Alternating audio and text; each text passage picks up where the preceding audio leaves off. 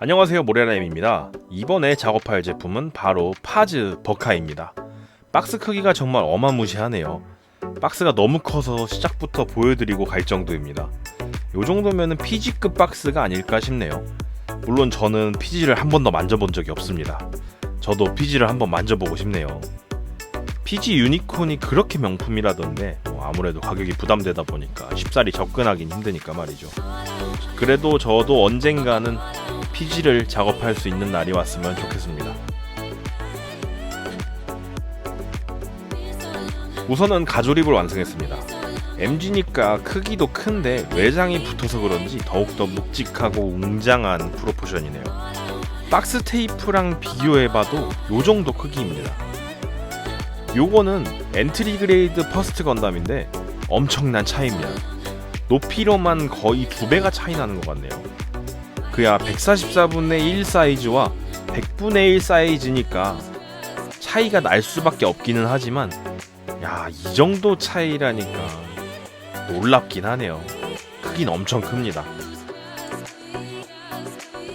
하이퍼메가 바주카 런처도 포함이 되어 있는데 요거도 정말 어마무시한 크기입니다. 이 정도면 진짜 권총이랑 비교해도 더 큰 사이즈겠네요. 우선은 분리를 해봤는데 이렇게 보니까 많기는 많네요. 사실 런너 수는 더 많았습니다. 그런데 3분의 1 정도가 거의 다 정크 파츠더라고요. 너무 아깝지 않나 싶어요. 파츠를 막상 분해해보니까 양이 또 그렇게 많지는 않습니다. 그렇다고는 해도 MG 바체 때보다는 많은 편이니까 적다고는 할 수 없겠네요. 그럼 또 어김없이 디테일을 한번 넣어보도록 하겠습니다. 버카니까 또 대충 할 수는 없겠죠. 패널 라인부터 시작해보도록 하겠습니다. 대충 이렇게 그림을 그려준 뒤에 패널 라인 테이프를 붙여준 상태인데요. 평소와 똑같이 아주 조심히 살살 패널 라인을 긁어줍니다. 제가 패널 라이너를 0.15, 0.2, 0.5, 1, 2mm를 가지고 있는데 이제는 조금 더 다양한 두께로 준비를 해봐야 될 것 같아요. 패널 라이너가 아무래도 좀 비싸다 보니까 그래도 중요한 두께들만 좀 준비를 해뒀었는데 이제는 0.3mm나 0.78mm도 준비를 해서 좀 더 다양한 패널 라인을 팔 수 있도록 해보겠습니다. 그림은 그냥 대충 이런 식으로 그려야겠다라고 생각해서 그린 거니까 크게 신경 쓰진 마세요. 어차피 디자인이라는 거는 그때그때 그런 반짝하는 감에 따라 또 바뀌는 거니까요. 아무튼 테두리를 이렇게 이쁘게 그어줘 봤습니다. 자, 그리고 안쪽에도 패널 라인을 팔 수 있게 또 테이프를 붙여뒀습니다. 그 전에 그려뒀던 건 너무 지저분해서 지우고 그어주려고 합니다. 대략적인 디테일은 비슷하니까 사실 지워도 괜찮아요. 이렇게 슥슥 잘 그어준 뒤에 테이프를 떼고 확인해주면 또 그럴싸한 디테일이 들어갔죠. 조금 연해 보이는 거는 괜찮습니다. 지금은 길만 파준 거기 때문에 이후에 좀 더 깊게 파줄 거니까요. 이런저런 작업들을 통해서 완성된 패널 라인입니다. 괜찮게 들어가지 않았나요? 나중에 부분 도색도 추가로 해줄 겁니다. 그리고 총기에도 디테일을 넣어주려고 합니다. 뭔가 동력이 공급되는 느낌을 표현하고 싶어서 한번 그어봤습니다. 저번에 사용했던 UV 패널 라인 액센트를 이용해서 반짝반짝한 느낌을 내주려고 하는데요. 대충 요렇게 슥슥 잘 긁어주고 나면은 또 괜찮은 게 나왔죠. 이 위에 있는 것처럼 디테일을 파줄 예정입니다. 이번에는 흉부 외장 쪽에 파줄 겁니다. 여기는 뭔가 동력선 같은 게 움직이는 부분이다 보니까 뭔가 또 밋밋하면은 재미가 없을 것 같아서 한번 추가해봤습니다. 또 한번 긁어주니까 뭔가 그럴싸한 게 나왔죠. 하지만 여기서 끝내도 또 밋밋하니까 살짝의 디테일을 조금 더 추가해봅니다. 슥슥슥 긁어주면은 또 괜찮은 게 하나 나왔죠. 요즘 점점 패널라인 디자인 실력이 느는 것 같아서 좀 기쁘네요. 요즘 점점 패널라인 디자인 실력이 느는 것 같아서 기쁩니다. 기분 탓일 수도 있겠지만요. 정강이 쪽 파츠인데 이쪽도 패널 라인을 파줄 겁니다. 오른쪽처럼 파줄 거예요. 솔직히 제가 팠지만 좀 잘 나온 것 같습니다. 아무튼 테이프를 붙여준 대로 따라서 그어볼게요. 사실 요거는 파즈 외장이 아니고 강화형 더블 제타 파츠이긴 한데 어느정도 노출이 되기 때문에 한번 그어봤습니다. 물론 노출이 안 된다고 해서 안 그은 건 아니지만요. 뭐든 기동차기에만 나오면 되는 게 아닐까요? 아, 그리고 갑자기 꺼내보는 이야기지만 패널 라인을 팔 때는 처음엔 한 번에 그어주면 좋지 않습니다. 처음에는 한 줄 한 줄씩 그어줘야 패널 라인에 이상한 곡선 같은 게 안 생기거든요.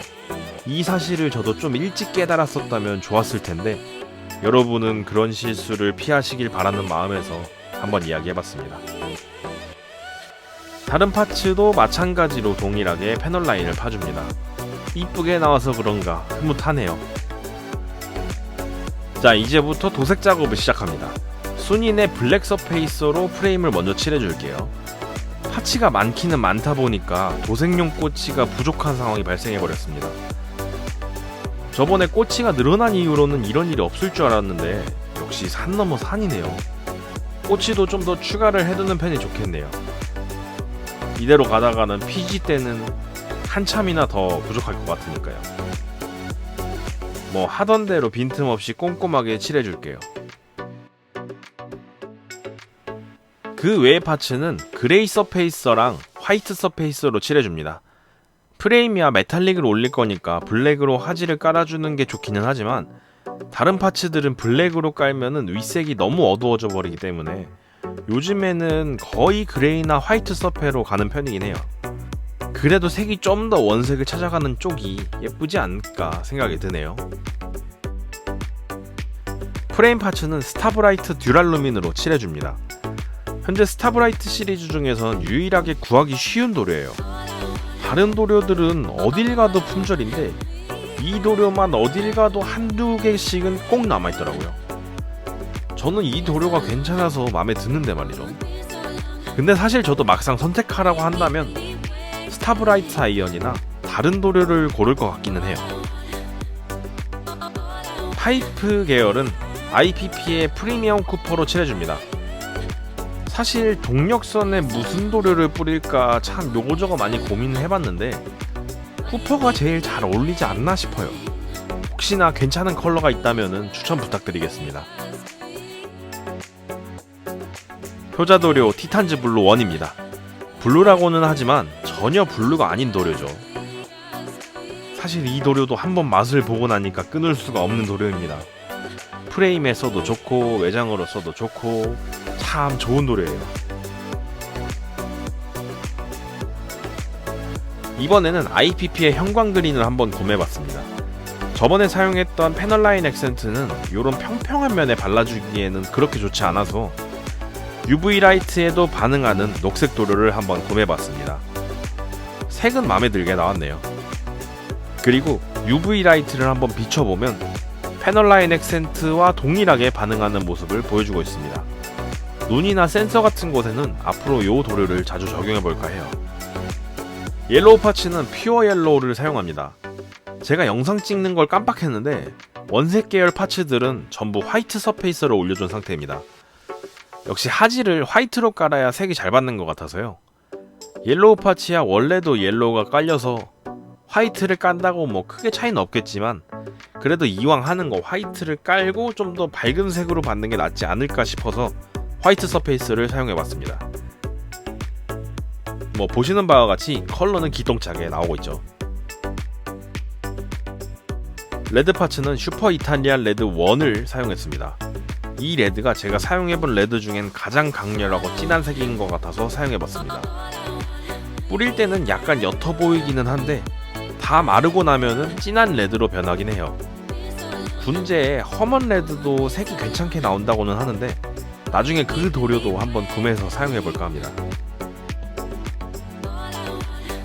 블루 파츠는 MS 블루 에우고 컬러를 사용하고 있습니다. 뭐 더블 제타 자체가 에우고 소속이기도 하면서 건담의 대표적인 블루 컬러는 이 컬러가 가장 가깝게 느껴지더라고요. 기본적인 블루는 대부분 이 도료를 사용하고 있어요.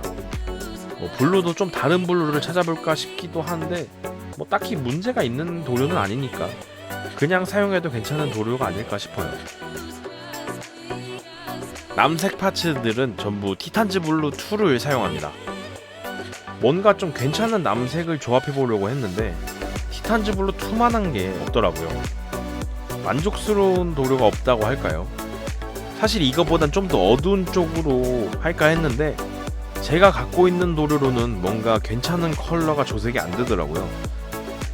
역시 도료는 사도 끝이 없네요.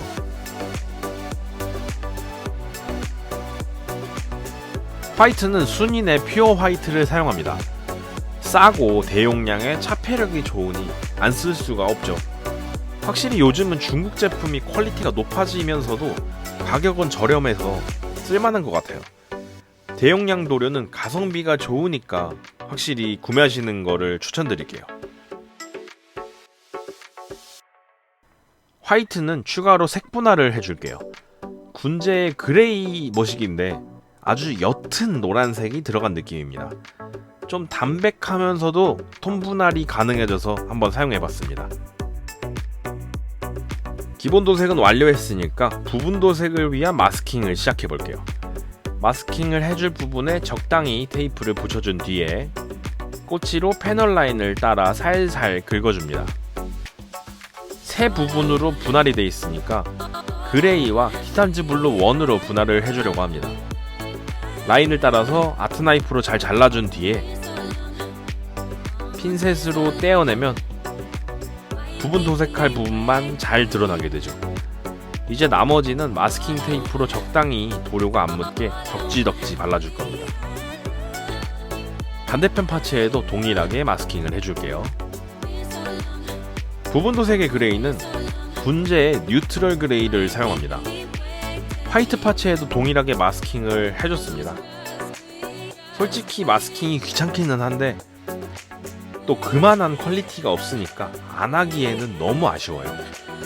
사실 이것도 조금 더 옅은 그레이를 찾고 있는데 그 정도는 직접 조색을 해야 될 것 같기는 합니다.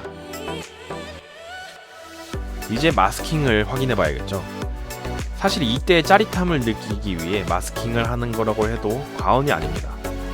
물론 마스킹이 잘못돼서 삐져나가거나 하면은 또 그만큼의 심리적 타격을 입기도 하는데 그래도 완성된 걸 보면은 또 뿌듯하니까 끊을 수가 없죠.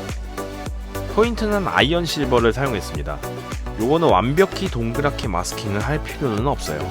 어차피 에나멜 워싱을 해줄 거니까 음각에서만 벗어나지 않는다면 전혀 걱정할 필요가 없습니다. 다른 파츠들도 동일하게 마스킹을 해준 상태에서 너무 과하지만 않게 뿌려줄게요. 뉴트럴 그레이가 재등장했습니다. 이전에 가운데 파츠를 뉴트럴 그레이로 칠했던 걸 까먹고 또 칠했습니다. 정말 멍청한 짓이었죠. 가운데를 티탄즈 블루 1으로 했다고 기억했나봐요. 나중에 다시 마스킹을 해서 가운데는 티탄즈 블루 1으로 칠해줬습니다.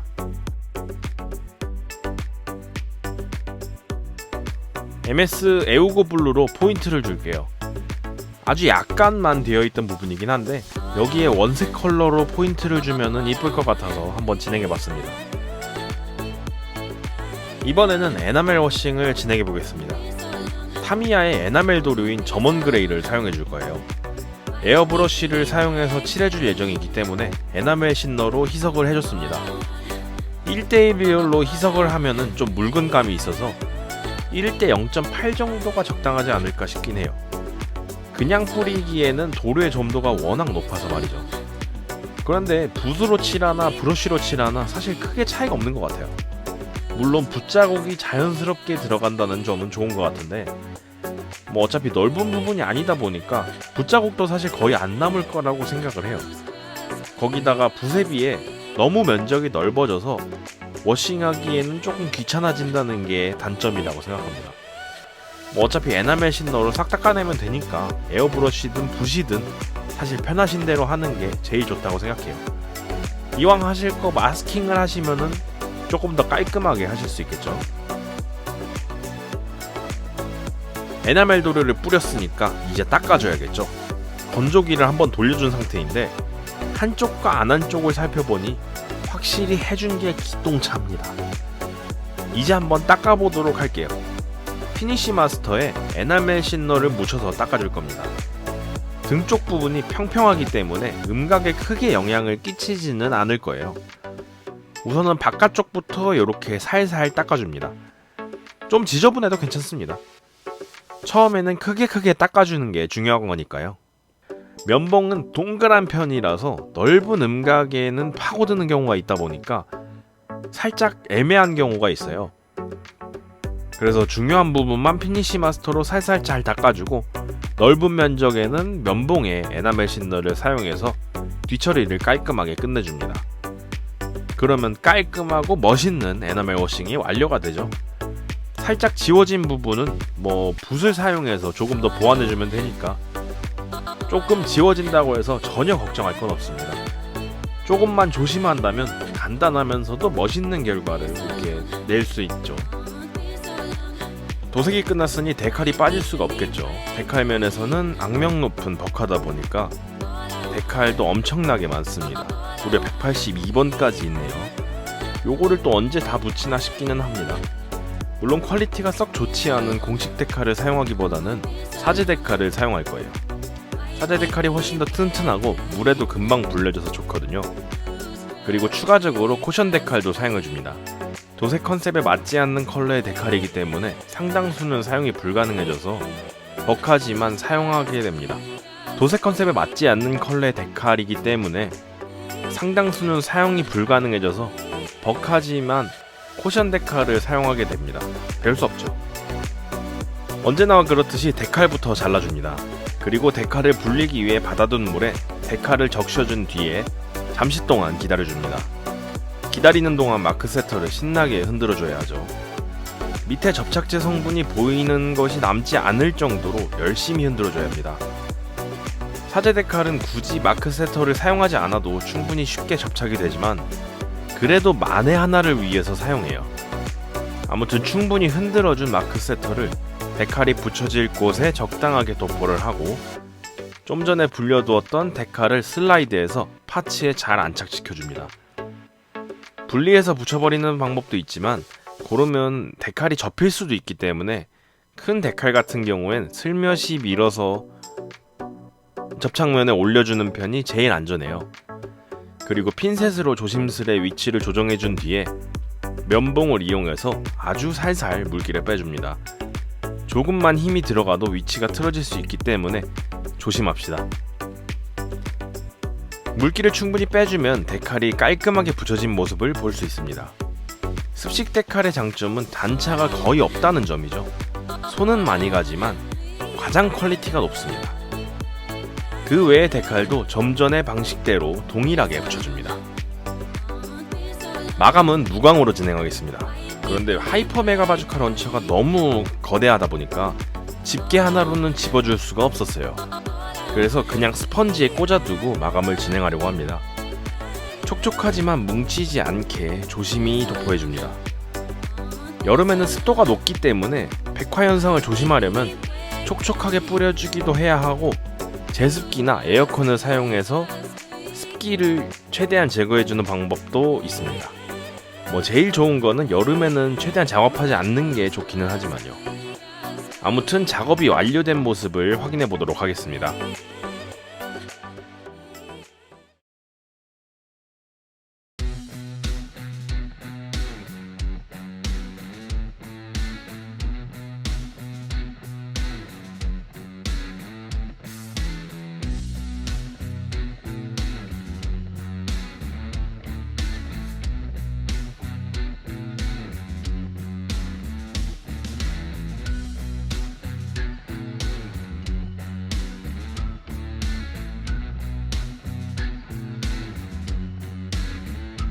갑자기 더블 제타가 나와서 놀라셨을 것 같네요. 물론 이전의 도료들을 살펴보면 색 구성에서 눈치를 채셨을 수도 있을 것 같습니다. 소체는 강화형 더블 제타지만 컬러는 더블 제타로 진행해봤습니다. 포징도 더블 제타의 시그니처 포징으로 해봤는데 오른쪽 팔이 무거워서 그런지 제대로 된 포징이 나오질 않네요. 오히려 큐브를 받쳐줘야 될 정도로 무겁습니다. 조금 안타깝네요. 게다가 파즈 때문인지 가동 범위가 넓지가 않아요. 허리부터 이렇게 돌아갈 생각을 안 하다 보니까 포징이 쉽지가 않아요. 뭐 충분히 멋있지만 가동까지 챙겨줬다면 참 좋았을 텐데 조금 아쉬운 점이 있습니다. 뭐 하지만 그거는 중요하지 않아요. 우리가 원하는 거는 파츠니까요. 바주카 런처를 제외하고 모든 파츠를 한번 착용해본 상태입니다. 역시 파츠를 다 착용해보니까 묵직함이 달라지네요. 거기다 기존의 더블 제타 컬러가 섞이니까 조금 더 다채로워졌습니다. 파즈 기본 컬러는 뭔가 좀 밋밋하고 아쉬운 느낌이긴 했거든요.